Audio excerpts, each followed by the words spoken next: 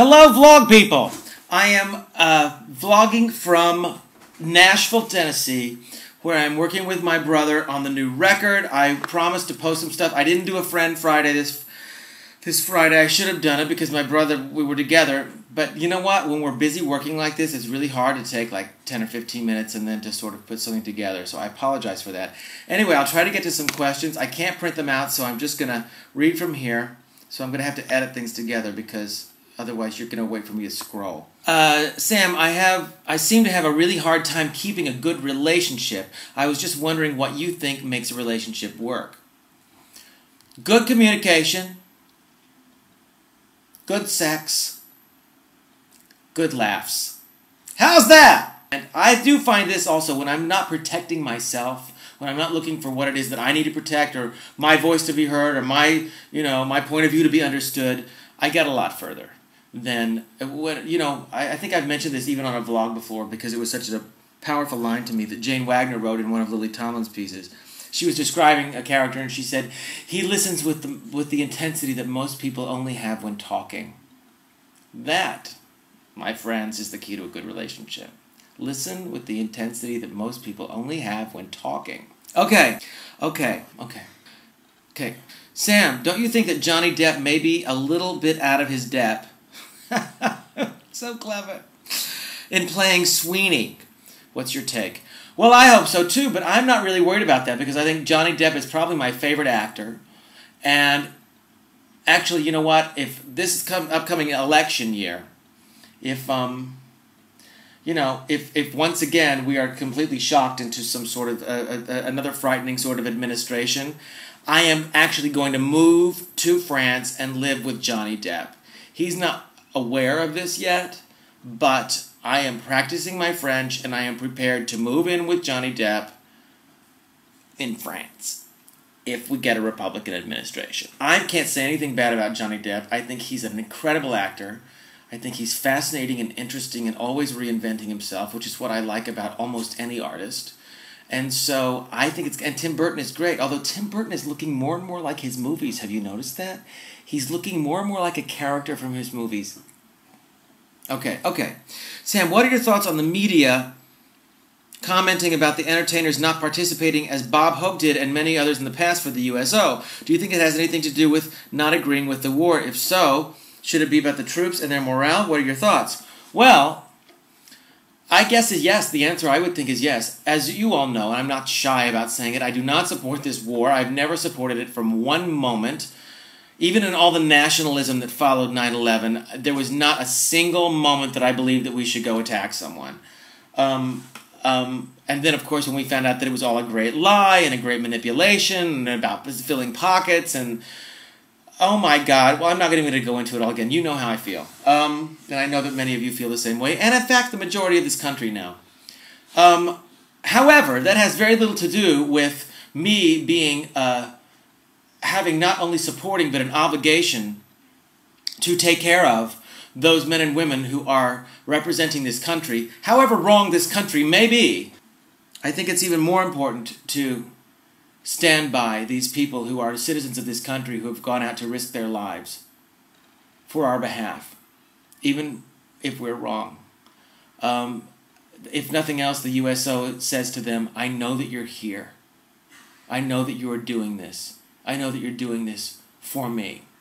So I certainly think that it's important to support the USO. I have personally never been asked to do the USO. I know a few people who have, but I don't think that I have the legs for it. Or the tits. Okay, how do you feel about taking religion out of Christmas in an attempt to be politically correct, especially in schools? Well, I'm going to say that Christmas is a religious holiday.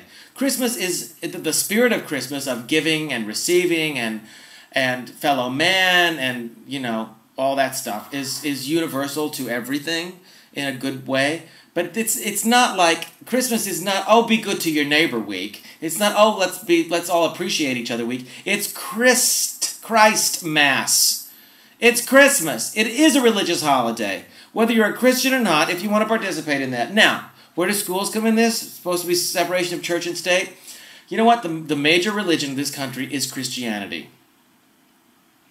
It's a very tricky thing. But you know what? If we take out all spiritualism, all under gods, all Christmas pageants, all everything, to where we can either have nothing or we must represent everything, we're not going to have anything ever. We're not going to have anything ever. I think that if somebody's, whatever they are, whatever their religion is, let's say that they're Buddhist, and they don't agree with celebrating the birth of Christ because it's Christianity, well, then you know what, little Buddhist little boy, what is a Buddhist name? Buddhist. Let's just call him Little Buddha. Does not need to be in the Christmas program. Or you can dress him up as an elf, and Santa really has nothing to do with Jesus. Santa has nothing to do with Jesus.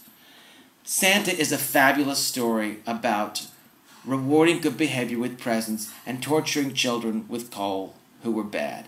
Santa is a punishment concept. Santa is a way of controlling and conforming children. Everybody knows it. It has nothing to do with Jesus. What am I talking about? I love Christmas. I love Santa. And I was a very, very good boy this year. You have no idea. Sam, if it's not too personal, why the tears when you sing Time After Time? Oh, look, I'm crying now. I don't know what you're referring to. Maybe did you see me in a performance or something? Cry when I sing Time After Time? Sometimes I cry during Time After Time. Sometimes I cry during lots of different things. Something touches me in it, I'll listen to... usually it's because I've personalized something, which is my job when I'm singing a song. Very seldom, unless I'm not on my mark, on my game, am I just singing words. It's literally to somebody. And I change it up all the time because I can use something, I hate to say that word, but you use something, an experience, a memory, an idea, a concept that I can use to put in to make myself present in that circumstance, and it can bring back a memory which can pull up a tear, or it's about imagining a circumstance or whatever, and I use little specific things. I'm not the kind of person who says, oh, here's what I'm going to use, I'm going to pretend that Danny left me. I don't do that. I go to specifics. I'm giving you my acting tips here. I do things like finding a sock.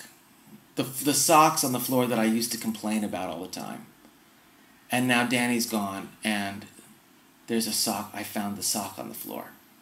And all the times I bitched and moaned about it.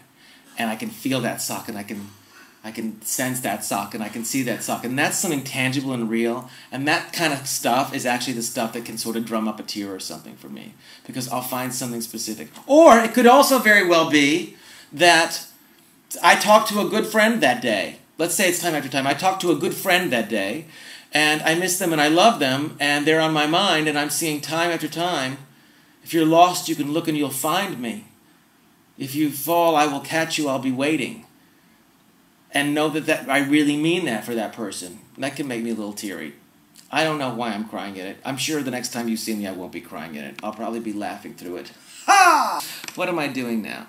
Sam, I'm a presenter on the BBC's Fast Track Travel Show, broadcast on BBC World TV. I came across your blog about Kyla Ebbert getting kicked off Southwest Airlines. And I'd like to include your vlog in my segment this month. I would be delighted. I love the BBC. It's the only truth in the news, that's for sure. You know what?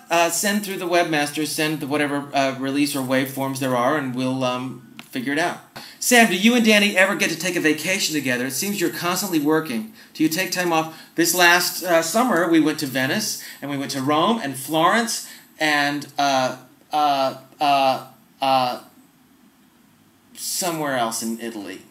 We went to Spain a couple of years ago. One time we went on a vacation where all we did, we went to a spa, and it was a thing in Taos in New Mexico. This gorgeous, like 10-star fabulous spa. And it was unlimited spa treatments for this package we got, and I literally had like 8 spa treatments a day. The only time I wasn't being massaged, done, follicled, cleansed, done, but was when I was eating. I was either eating or being touched or facial or something. And we did this for like 4 days. Danny was so tired of it, and I was like, I'm never getting tired of this. So yeah, we go on vacations. I promise you I'm going to vlog some stuff of the new music we're doing, which I'm really excited about. And I hope you're all having a great, great, great, great day. All right, do something wonderful for somebody. Bye.